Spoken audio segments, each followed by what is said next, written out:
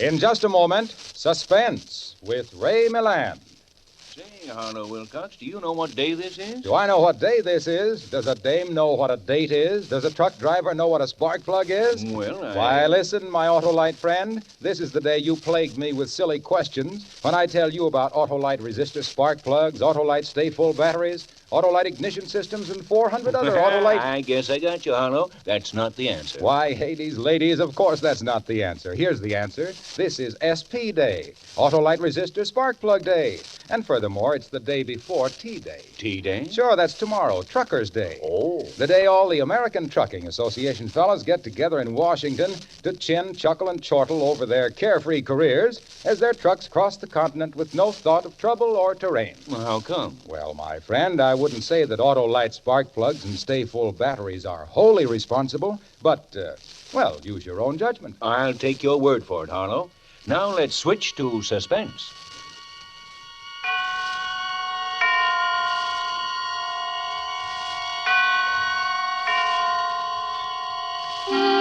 Suspense.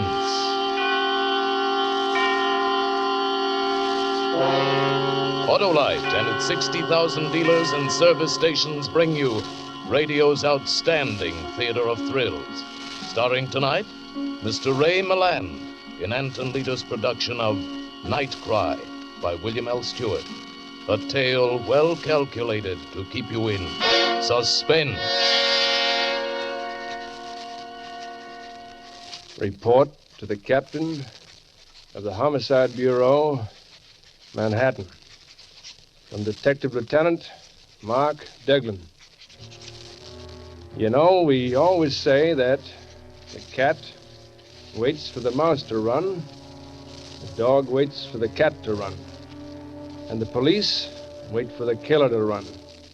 But if he's a smart killer, a real smart guy, if he doesn't run at all, but just stands and laughs, or even walks quietly and easily away, he can really get away with murder.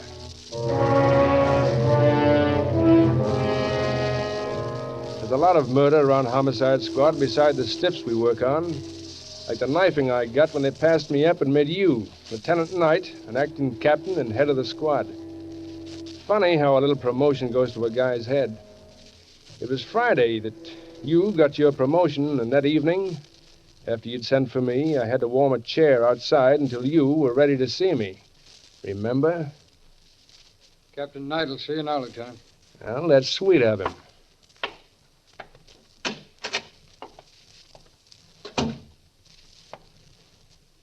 Come on over and have a chair, Deglin.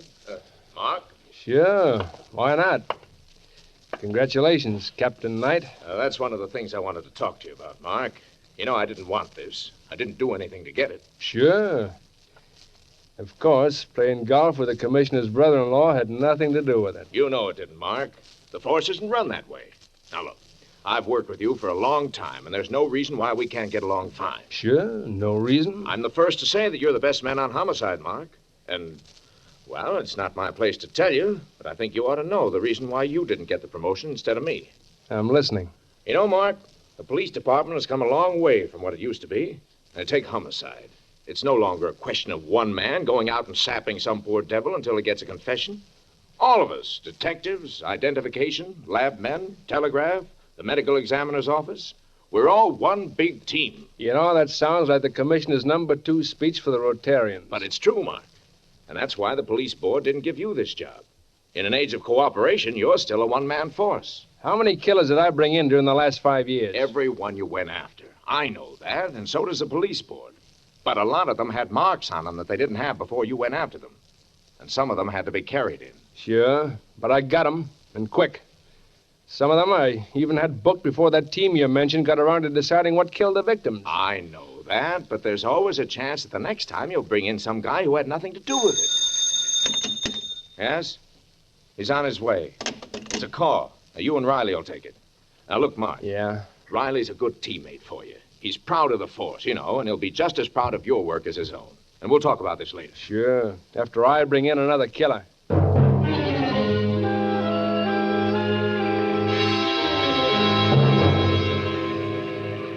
Where's the killing, Riley? In the 70s, near Riverside, a gambling joint. Some guy rolled a 7 the wrong way? Could be. Mark, I was sorry to hear about Forget about it, Dan. If I'd wanted a desk job, I wouldn't be a cop. I'd rather bring him in than look at him after they're brought in. Go on, let's go.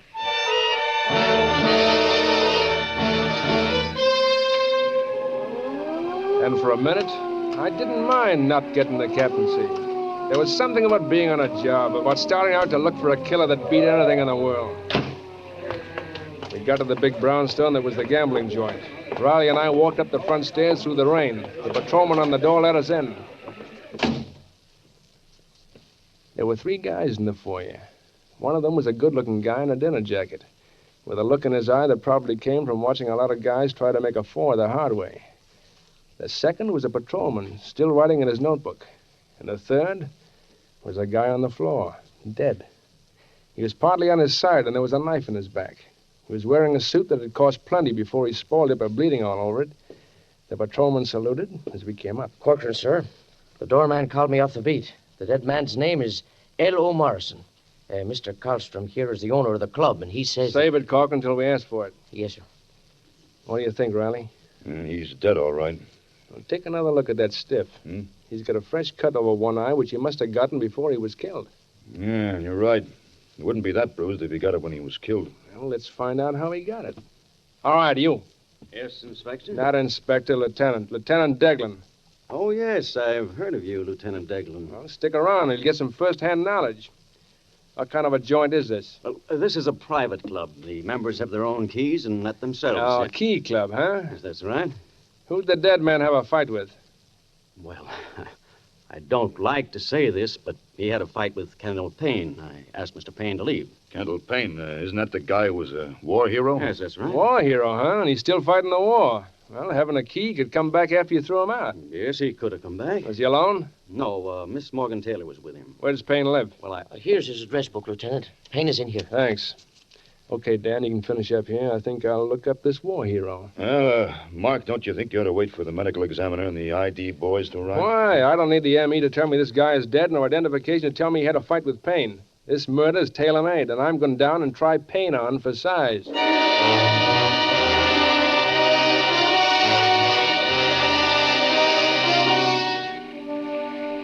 It was a short street just off the Hudson River where a lot of artists and duck wallopers live. There was a dim light in the hall, and I went up the stairs. Light spilled out from under the door that had Payne's name on it, and I knocked. All right, it's open. He was sitting on the bed. He had an army kit bag open and partly packed. There was a white bandage over his right eye, and the drawers of the bureau were open. Now, what do you want? Little talk. Your name Payne? Yeah, but you're not anyone I know. Beat it. We'll get acquainted. This, badge will introduce us. You know what you can do with that badge. You know, I almost forgot you were a hero. How long you been here, hero? Maybe an hour. Now, go on. Get out.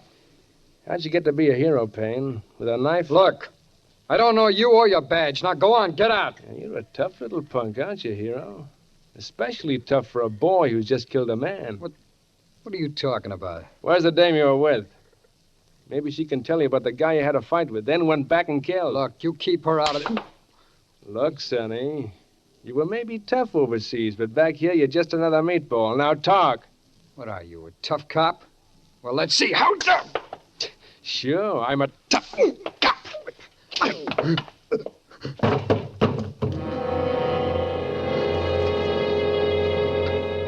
I hit him 3 times. No more than that. He fell. His head hit the edge of the bed, then he slumped to the floor. His breathing was heavy for a minute, and then it stopped. I stood looking at him, rubbing my knuckles. Then I reached down and felt his wrist. He was dead. Well, there was another trial the taxpayers wouldn't have to pay for. I got up, went to the phone I'd seen in the hall.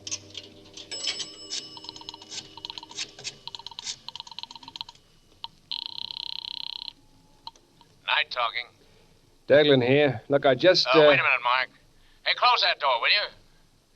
Now that the case is broken, Mark, they're talking their heads off. Case is broken? Yeah, it was Karlstrom. He got panicky and started to run.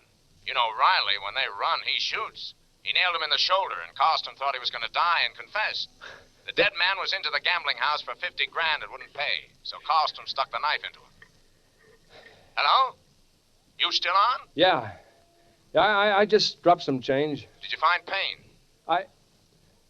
I think he's cleared out. Clothes and the bathroom stuff's all gone. He has. Well, he probably saw something. He didn't want to get mixed up in it. Well, we can always put out an alarm on him. Go home and get some sleep, Mark. Sure. I'll get some sleep. While I hung up, walked back into Payne's room. I looked down at him, thought what a lousy time to make a mistake. Well, there was only one smart way out. I had to bring Candle Payne back to life long enough to be seen taking a run-out powder. I needed some good, reliable witnesses. That way, I could get away with murder.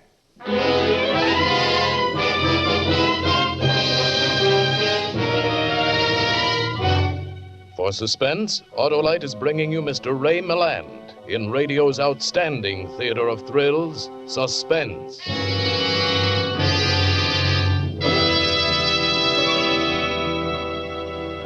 How in tarnation do you say so much about Autolite spark plugs in so short a time? Why, that's easy, Hap. Do you want the high points and the lowdown on these master magicians, these motor marvels, these monuments to Autolite ignition engineers?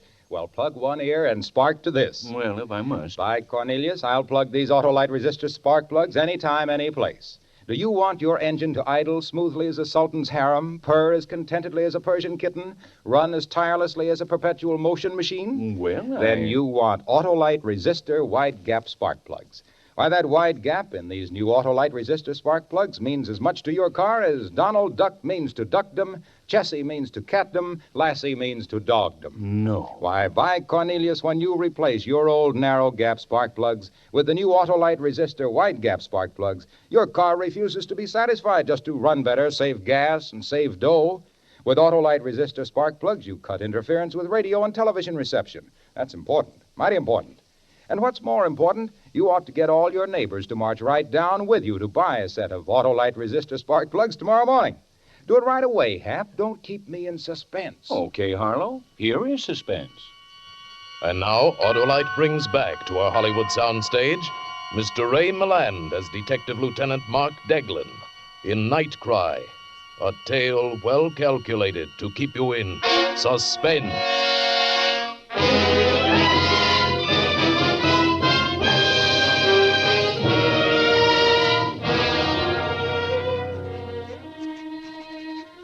As I said before, Captain Knight, the cat waits for the mouse to run, the dog waits for the cat to run, and the police wait for the killer to run.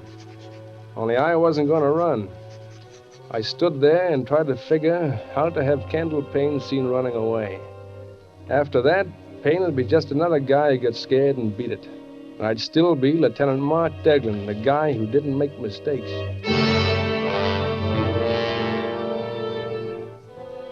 It took me a while, in the night and the rain, to do what I had to do.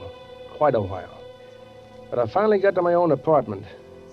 I still had Payne's kit bag with his name stenciled on the side, but I could get rid of that later. I tossed it on the floor behind my desk and went to sleep. When I got to headquarters the next morning, it was late. Payne's disappearance had the DA demanding we find him. Dan Riley was already out trying to trace Payne, and I could just imagine him bulldogging along from one witness to another. And then you said... Suppose you go up to Connecticut, Mark, and talk to Payne's girl, Morgan Taylor. Just routine. Just routine? Okay, I'll take care of it.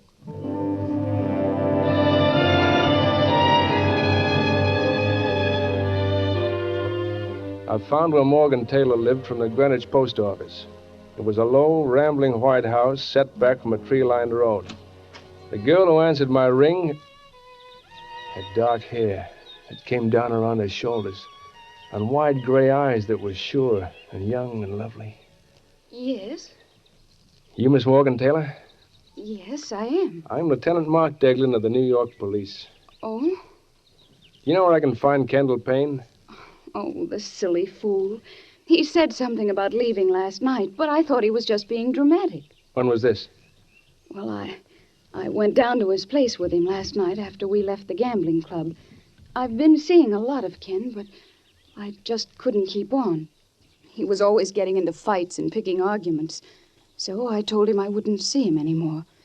That's when he said he'd leave. And that's the last time you saw him? Yes.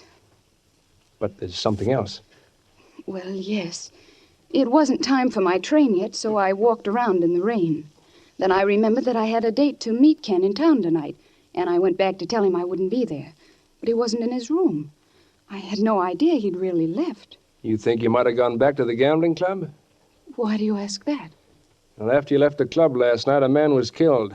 The man Payne had a fight with. And you think he ran away because of that? Well, he might have. Ken was, well, pretty neurotic. You in love with him? Oh? I'm very fond of Ken. But that's all, Lieutenant. But I'd hate to think that anything happened to him. You've no idea where he is now. If you'll wait a minute, I'll go with you. I was just getting ready to leave myself. He might show up to keep that date with me tonight at Morney's on Bleecker Street. We can wait for him there.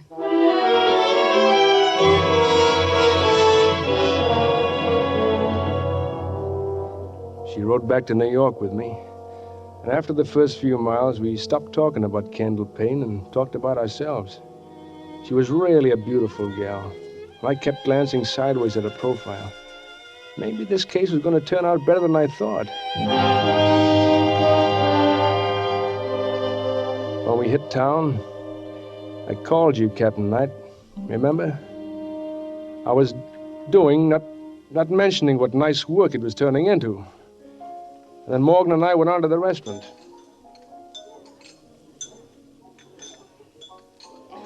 Since then, I've just played around, I guess. I know what you mean. Look, it's past 8, Morgan. What time was Payne supposed to meet you? 7? Yes. It looks as though I've been stood up. Well, he must be pretty scared to stand you up. If it were me, I'd risk even a murder rap to keep the date. Thank you, Mark. Want to take me to dinner? Well, it's a good thing you asked me. I was just about to put my handcuffs on him so he couldn't get away.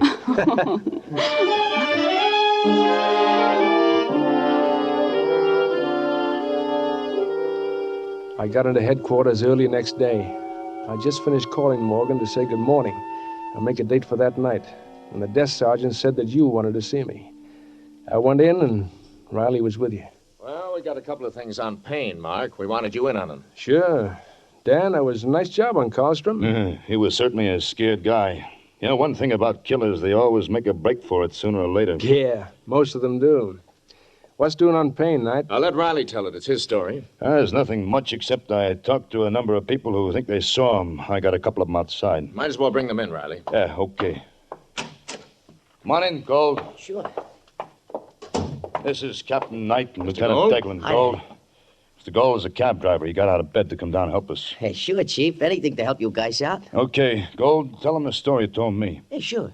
Well, like I said, I picked up this fare downtown last night about 1 o'clock. Big guy with a bandage over one eye. He's carrying one of those soldier kit bags, you know? Wanted to go to the station, Grand Central. Was in a bad temper. Take a look at these pictures. Oh, now, where did I put that other... Oh, here it is. Well, it might have been either one of these two. They look a little alike. Without the bandage, I couldn't swear which one. Okay, thanks, Gold. If we need you later, we'll call on you. Hey, sure. Anytime, Chief. Anytime at all. Well, pretty close. One of the two was a picture of Payne. Who was the other one he thought looked like Payne? An old newspaper picture of you, Mark. Me? Yeah. You didn't know I collected all your publicity, did you? It'd been funny if he just identified you. Yeah. Yeah, very funny. Who's your other witness, Riley? An old lady who lives in the house across the street from Payne's place. Will you come in now, Miss Meacham? Miss Meacham, this is Captain Knight. How do you do, Mrs. How do you Meacham? do? This is Lieutenant Deglin. Mrs. Meacham, Mark. I've seen you, Lieutenant. You have? Oh, yes. Oh, well, maybe it was when I was over to Payne's the other night, huh? Oh, no, I didn't mean there. In the papers. Oh. Your picture's been in the papers a lot. Yeah, I guess it has. Mrs. Meacham, Detective Riley tells me that you saw several things the other night. Things that puzzled you. They certainly did puzzle me, Captain. Do you see quite a few things in the neighborhood, Mrs. Meacham? Well, some say that's all I do. Well, I say when a body gets old like me, there ain't much left but looking. Yes, of course. Now, what did you see the other night, Mrs. Meacham? Let's see. Oh, that was night before last. Well, like I told Mr. Riley, I couldn't sleep. So I was up late and I saw Mr. Payne and his girl go in. but I didn't see her come out. You didn't see her come out? I made tea. Might have missed her. I have to have my tea, you know. But I did see her go back in later. How much later? Oh, maybe half an hour, maybe more. But before she came back, somebody else left. Well, that must have been Payne. Well, I don't rightly know. He was wearing a bandage and was carrying his kit bag, but he didn't wave to me. Didn't wave to you? Oh, Mr. Payne always waved to me when he went out, so it was mighty funny he didn't that time. Well, maybe he just forgot. What happened after that? No, sir, he never forgot to wave. Oh, well, anyway, about 20 minutes later, Mr. Payne's girl came back. She stayed just a little while and then went away. That's very interesting, Mrs. Meacham. Is that all? Of course it is. And that was a lot for a neighborhood where nothing ever happens. Well, thank you very much, Mrs. Meacham. We'll call you if we need to talk to you again. Well, I won't remember any more than I have. Well, let's go, boys. Where are we going? I've been behind this desk so long, Mark, I'm getting calluses. I'm going over to Payne's room with you and Riley.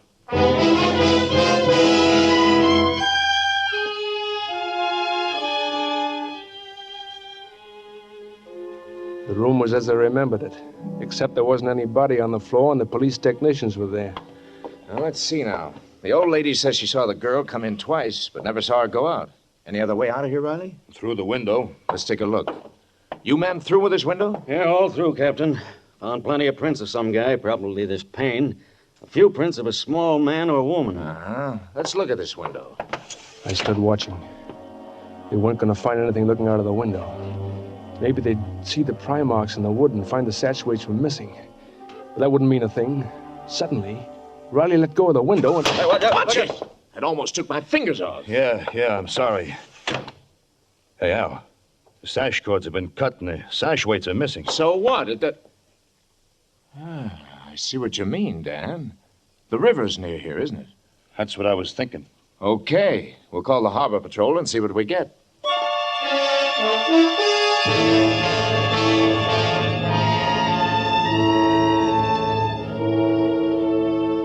So Riley had finally bulldogged into something. The walk down to the river was short. Shorter than the last time, it seemed. The police tug was stirring the mud of the river bottom with its grappling hook. When Payne's body finally came up, the dirty water cascaded from the blanket shroud and the sash weights dripped in mud. Well, that's that, boys. Payne didn't run away at all. Somebody killed him. I think we can wrap this one up fast. How'd you figure that, Knight? Well, it's easy, Mark. The girl had a fight with him. She's the only one seen going in the other night. Her prints are on the window. She probably killed him, dressed up in his clothes, made it look like he was leaving, then came back and dumped the body. It's the girl, all right. But listen, this Taylor girl couldn't carry a big guy like that. Couldn't she? She was in the ambulance service overseas, Mark, and carried soldiers around. Civilians aren't any heavier. I'm putting out a pickup on the girl.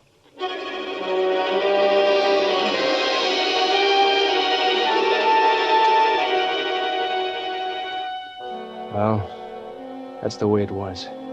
I had an out, but it was the one out I didn't want. I didn't want the chair getting Morgan Taylor. Not when I wanted her. I'd have to fix it some way.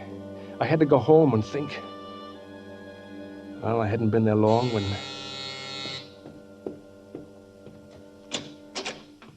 Morgan stood in the doorway. Her eyes tired and frightened, her face white. She went past me without speaking and over to a chair. When she looked at me, I knew I was right.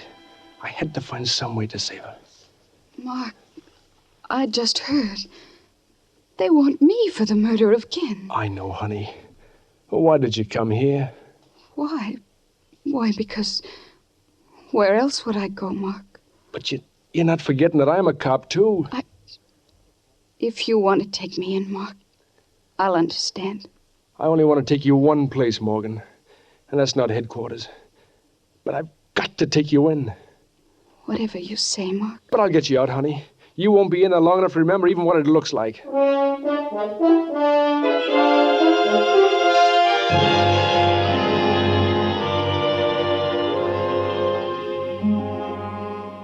After they booked her at headquarters, I went back to the apartment. I had to figure out some way to save her and myself. But first I had to get rid of that kit bag. If she'd seen it, everything would have been ruined. Besides, it was stupid to leave it around. Then I had an idea. There was one way out. That was to write this report to you, Captain Knight, and get out of the country. Then, when she was freed, she could join me. She was worth running for. Only wouldn't really be running. I was walking away. Well, that's that. So long, Captain Knight. I won't be seeing you. I picked up the kit bag with Payne's name on the side, went down the steps.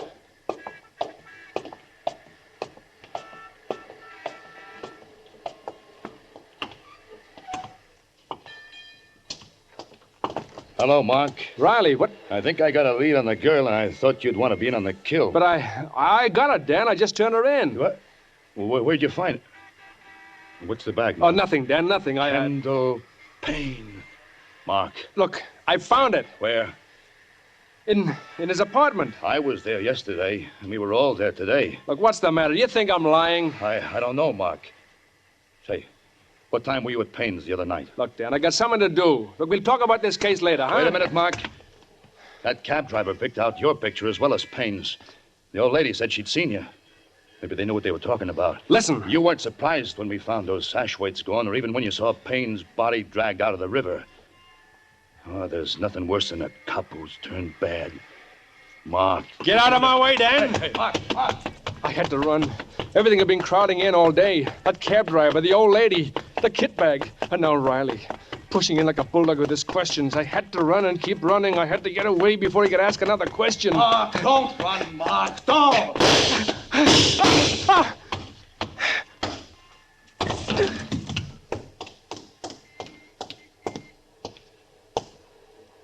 Oh, you shouldn't have run, Mark.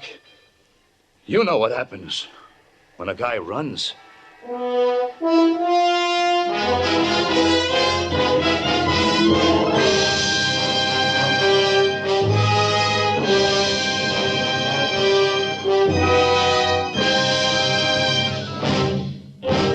Thank you, Ray Milland, for a splendid performance.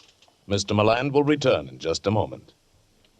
Say, Harlow, what about Autolite's, What about Autolite resistor spark plugs, stay full batteries, ignition systems, and over 400 other automotive, aviation, and marine products? Yeah. Oh, let's save it for next week, Hap, while we salute the safest, surest, sanest drivers under the sun. And by Cornelius, I didn't say under the sod. That's the truck drivers of America, Hap. Dependable as a donut is dunkable, as a resistor spark plug is sparkable, as an Autolite product is superbable. Say, these wonderful truckers have got me wound upable. I'm delighted. I'm Autolighted. By Cornelius, I'm excited. Harlow, before these good friends have been good-nighted, remember... Autolite means spark plugs. Ignition-engineered resistor spark plugs. Autolite means batteries. Stay full battery. Autolite means ignition systems. The lifeline of your car.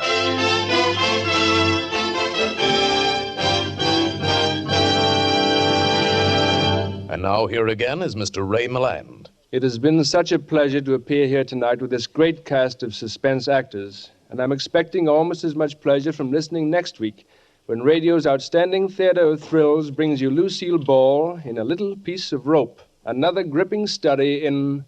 Suspense. Ray Milland may currently be seen in the Hal Wallace production So Evil, My Love. Tonight's suspense play was adapted from the novel of William L. Stewart, Night Cry, which will shortly be made into a motion picture. The music was composed by Lucien Morawek and conducted by Lud Gluskin. The entire production was under the direction of Anton M. Leader. In the coming weeks, Suspense will present such stars as William Powell, Agnes Moorehead, John Garfield, Edmund O'Brien, and many others. Make it a point to listen each Thursday to Suspense, radio's outstanding theater of thrills. And next Thursday, same time, hear Lucille Ball in A Little Piece of Rope.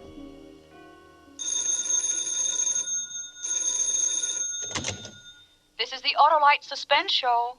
Drive as if your life depends on it. It does. Good night.